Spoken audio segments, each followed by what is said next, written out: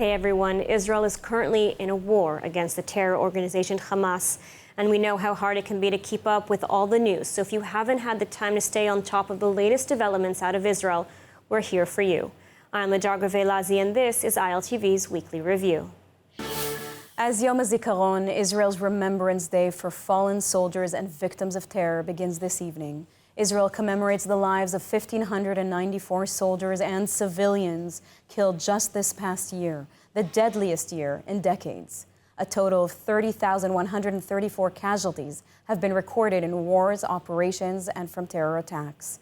Tonight and tomorrow, memorial ceremonies will be held at dozens of cemeteries nationwide, including national ceremonies at Israel's 53 military cemeteries.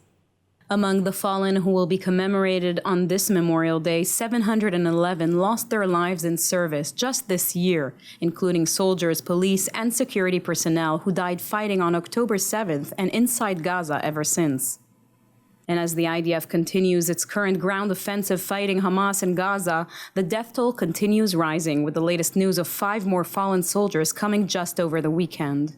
This marks the highest numbers of fatalities among security forces in 1 year since the 1973 Yom Kippur War. In addition to military and security forces, in the wake of the October 7th onslaught by Hamas, 822 innocent civilians were tragically murdered, marking the highest number of civilian deaths in decades.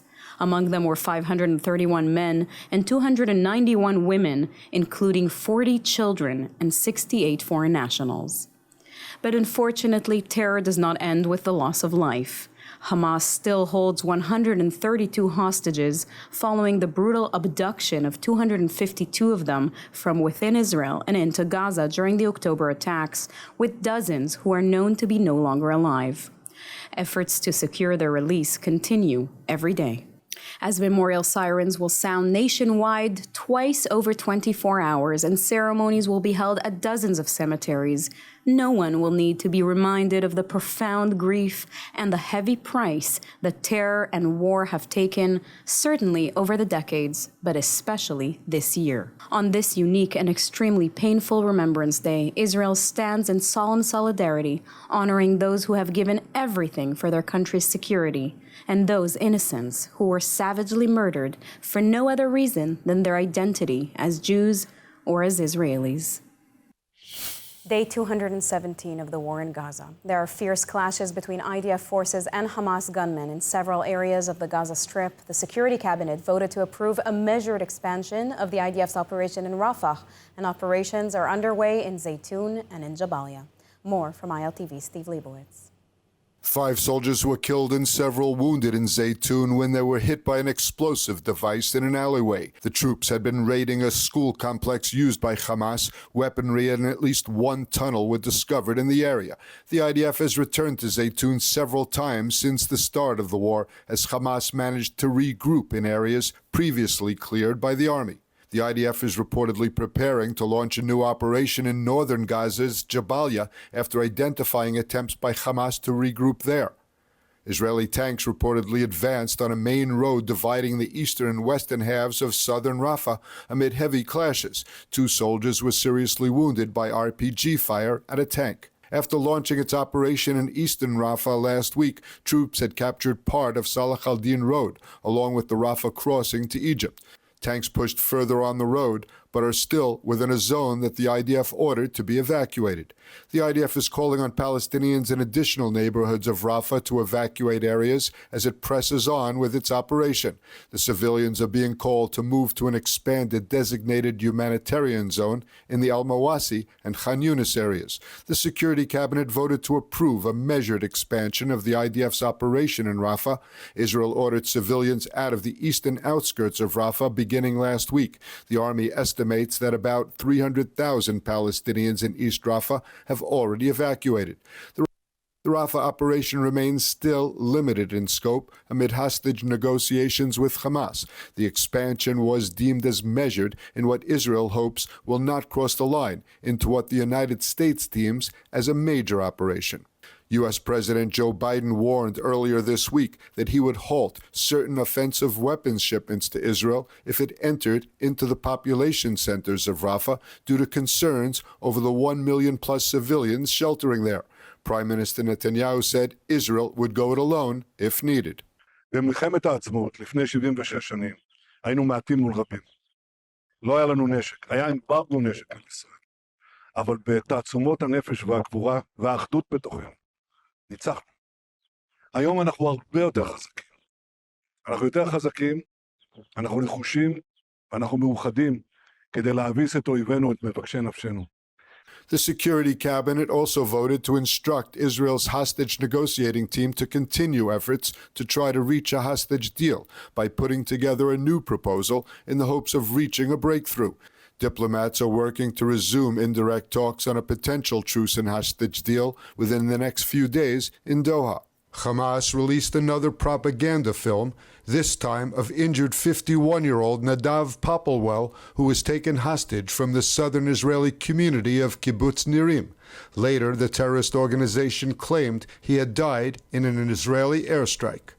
Hamas continues to fire rockets into Israel. A rocket hit a home in Ashkelon this morning, wounding a woman. Over the weekend, Hamas fired 14 rockets at the southern city of Beersheba for the first time since December, lightly injuring a woman. Hours later, the IDF destroyed 2 launch sites in Rafah that terrorists had used to fire at Beersheba. Shrapnel from the rockets fell in a playground in the city, and the children managed to evacuate safely. Day 222 of the war in Gaza. The IDF suffered its first fatality in its ongoing operation in Rafah. Tanks moved deeper into Eastern Rafa amid ongoing gun battles between Israeli soldiers and terrorist gunmen as Israel confronts the last remaining Hamas battalions. More on this from ILTV's Steve Leibovitz. Israeli tanks moved deeper into Eastern Rafa, reaching some residential districts where more than 1 million people have been sheltering after being displaced from other areas in Gaza. The tanks advanced west of Salah al-Din Road and into Rafah neighborhoods. They are now in the streets inside the built-up area, and there are ongoing clashes between IDF soldiers and Hamas gunmen. The IDF said its soldiers had eliminated several armed cells in close-quarter fighting on the Gazan side of the Rafah border crossing with Egypt. On the east side of the city, it destroyed cells of gunmen and a launch post from where missiles were being fired at IDF troops. The IDF said that during Israel's Independence Day, troops killed more than 100 terror operatives across Gaza amid operations in Rafah, Zaytun, and Jabalia. Since the beginning of the Rafah offensive last week, the army said that 10 tunnel systems had been located. Israel is directing residents of some Rafah neighborhoods to relocate. The United Nations says that about 450,000 Palestinians have left Rafah as the IDF escalated its operations in the Gazan border city. Prime Minister Netanyahu said that the war would continue until victory. גבינו ונגבה מחיר יקר מן האויב על מעשיו הנפשעים. נממש את יעדי הניצחון, ובמרכזם השבת כל חטופינו הביתה. ניצחון שבעזרת השם יבטיח את קיומנו ואת עתידנו. As Israel proceeds cautiously in the Rafah operation, the U.S. signaled its approval by announcing $1 billion in military aid. President Biden told key lawmakers that his administration is sending a new package of arms and ammunition, tanks and tactical vehicles. It's the first arms shipment to Israel to be announced by the administration since it put another arms transfer consisting of 3,500 high payload bombs on hold. The administration paused that earlier transfer to prevent Israel from using the bombs in its growing offensive in the crowded southern Gaza city of Rafah. Israel bonds, the heartbeat of solidarity, the powerhouse of support. When the Hamas-Israel war hit, Israel bonds stood tall, proving we're more than just an investment, we're a lifeline.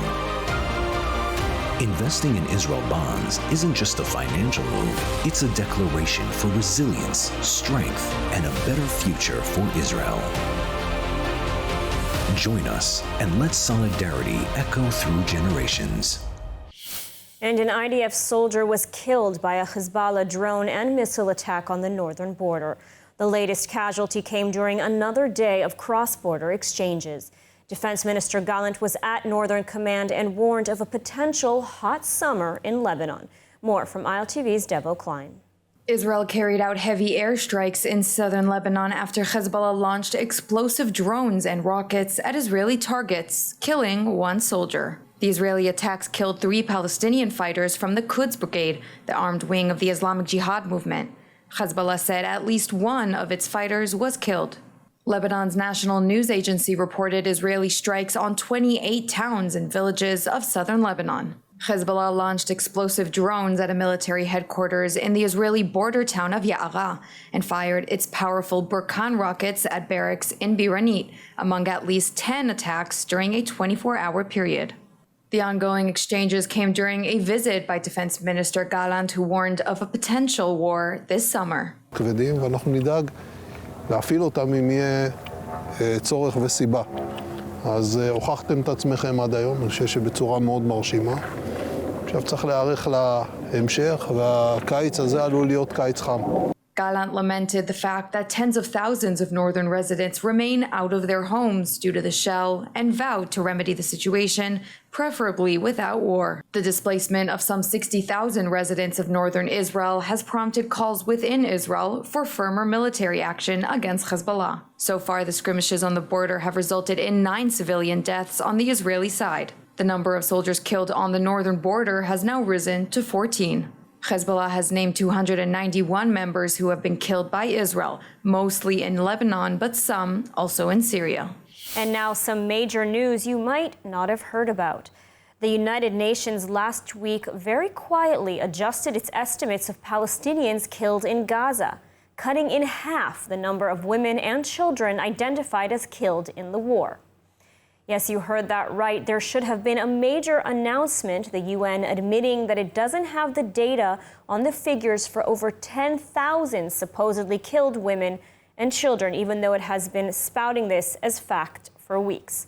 But instead, this was quietly swept under the rug. The UN said it bases its figures on the Gaza Health Ministry, otherwise known as Hamas. And what we do know from past experience is that Hamas often exaggerates its numbers or outright lies about death tolls to boost the numbers, as it did earlier in the war with the Al-Ali hospital in Gaza City, where Hamas initially said over 1,000 people were killed in an Israeli airstrike. And after multiple external and independent investigations, it was discovered that only a few dozen were killed, and not by Israel, but by a Palestinian Islamic Jihad rocket. So what do the figures show? The data now differentiates between the total number of deaths reported by Hamas, which stands at over 34,000, and the number of actually identified deaths at around 24,000, a difference of 10,000 people. With regards to women and children, initially it was reported that 9,500 women and 14,500 children were killed in the war, accounting for 69% of all the deaths. But now the UN is saying that 24,686 are actually identified, 4,959 women and 7,797 children, half the previous estimates, and a further 11,930 are in fact men. What's more, the death toll does not differentiate between the number of youth under the age of 18 who were active members of Hamas, taking full part in attacks against Israel. Meanwhile, Israel has said it's killed around 14,000 to 15,000 Hamas terrorists, which means the real casualties of this war to date stand at around 10,000 civilians, far from the figures being presented by Hamas and its supporters. But what these figures clearly show is that what's happening in Gaza is far from the cries and narratives being pushed by pro-Hamas supporters that Israel is conducting a genocide. There are over 2 million people in Gaza, and so the latest accurate UN figures show that only between 1.2 to 1.7% of the population has been killed, including Hamas terrorists. Of course, every child killed in Gaza is a tragedy. This is the horrible nature of war. But if anything, these figures provide even more proof that Israel has one of the lowest civilian to combatant casualty ratios in the world, and does all it can to safeguard the lives of Palestinian civilians.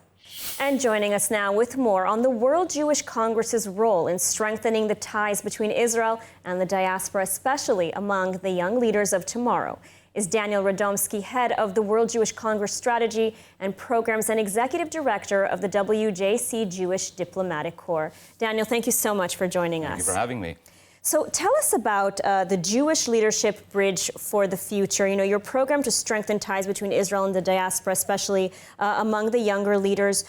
What have been some of the key outcomes and efforts so far, and how do they inform the WJC strategies for future engagement and leadership development, sort of within the global Jewish community? So we launched this bridge for the future just before October 7th. So let's us remember that even prior, we did have a challenge. It seems like it's a long time ago, but we did have a challenge in terms of unity within the Jewish people, unity between the diaspora and Israel.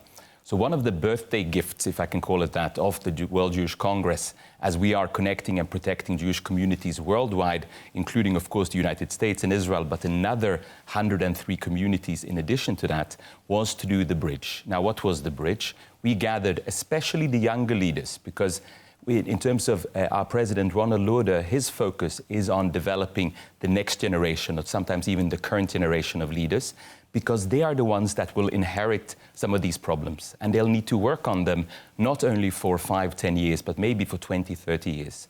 So we got a delegation together of about 100 Jewish leaders from abroad, from about 60 countries, and together with the Reut Institute, who has a coalition of peoplehood here in Israel, of civil society, we brought them together under the auspices of President Herzog, and this was, again, prior to October 7th, to speak about some of the challenges that we have together, and most importantly, to sit together in roundtable discussions from the left to the right, from the diaspora to Israel, to see how are we going to be part of the solutions that we need to develop together. And it was very concrete. So just to sit and have a dialogue is important, but also out of this conversation came around 50 concrete suggestions in terms of what the State of Israel can do, what the diaspora can do, and how we can work together in terms of uniting under a common umbrella. And so, how do you envision the role of young Jewish leaders, in bridging these gaps between Israel and the diaspora, particularly, I would say, in the context of sort of the challenges and changes that we've seen since October 7th? So if anybody required any additional information about the fact that we have to stand united because our challenges are united, unfortunately, the disastrous events of October 7th demonstrated that with all due clarity. What's happening today, I live in New York City, what's happening on university campuses today, and what's happening here in Israel, we're just wrapping a delegation under the missions that we've been launching in the period after October 7th, bringing people here to look at what's happening and also to interact with people. Especially the younger generation have an obligation to work together. And that's what we see here today. So we brought a delegation and we took them down south to see Be'eri and to see some of the horrendous events. But perhaps in addition to that, we took them to Beersheba, where we did a collaboration with the Jewish National Fund USA and with the Lauder Employment Center, so 3 organizations under the auspices of President Lauder. We brought young people together, again from abroad, but specifically with the younger leaders of the South. And in addition to respecting them, to hearing the stories, to understanding more how we need to stand united, they sat together, and it was a beautiful thing to see. They sat together on round tables, and they were discussing how we can also start working on concrete projects together. So in addition to understanding each other, just opening that door to see how can we work together. We have a common faith and we have a common fate, and that's what we need to demonstrate in something very concrete. So that's what happened in addition to the mission, looking at what's happening in Israel, making the connection to abroad, but importantly, working together for the future. And so how does the World Jewish Congress see its role in sort of continuing to ensure a future for the Jewish people to know each other and speak, as you just said, sort of in one global Jewish voice? It's interesting. For us, the most important part of that sentence is the together part, because we know we are a super convener of Jewish communities worldwide. And when we do that, we also know that what most likely will have an effect in terms of combating prejudice and anti-Semitism abroad what will have a real effect is when people present their own personal perspectives. You have many different types of Jews, you have many different types of communities. Certain items in terms of solidarity with Israel at this time, in terms of ensuring that this will be a generation where our past will not be our children's future in terms of prejudice and atrocities, it is really upon ourselves to be informed, to work together. We say that when you have dialogue, that leads to understanding and that leads to unity, and that's what we're all about. All right, Daniel, thank you so much for coming and speaking with us today and sharing this very important message of unity. Thank you very much. And now, Reichman University in Central Israel is one of Israel's leading universities with a diverse international student population. The university recently held an event honoring its students who have rallied to help in the war effort. This Sunday, the university will be hosting an online info session, and you can find out more information by scanning the QR code. ILTV's Rachel Safdie was at the event celebrating Israeli resilience. Let's take a look.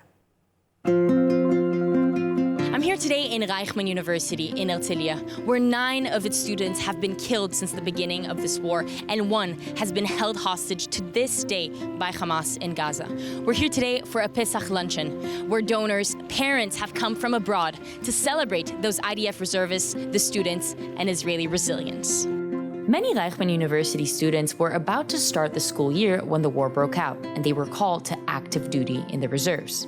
From then on, Reichman University were also called to duty in supporting their students as they fought in the war against Hamas. Reichman University and the School of Entrepreneurship, we're so proud of our international students. We have students from almost 90 countries.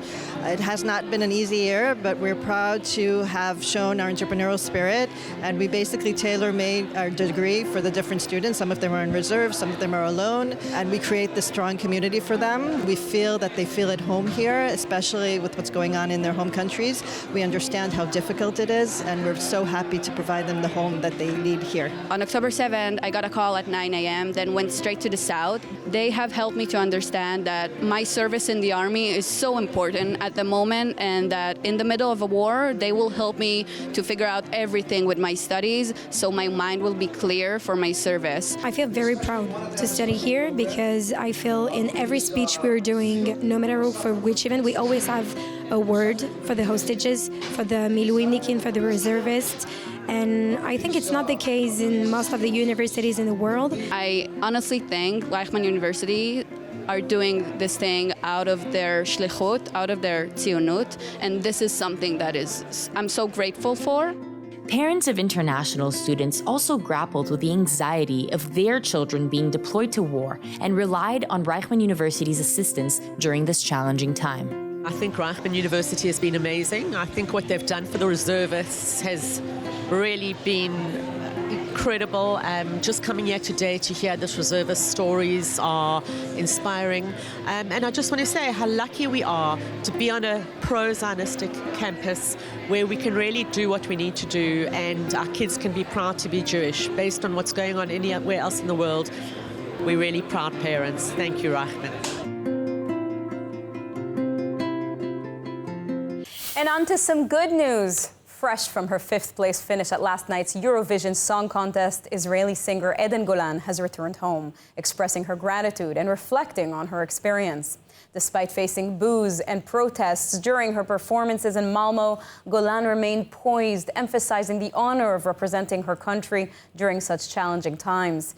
Golan acknowledged the support she received lifted her spirits amidst the adversity. She dedicated her performance to the voices back home, particularly highlighting the plight of the hostages in the Gaza Strip.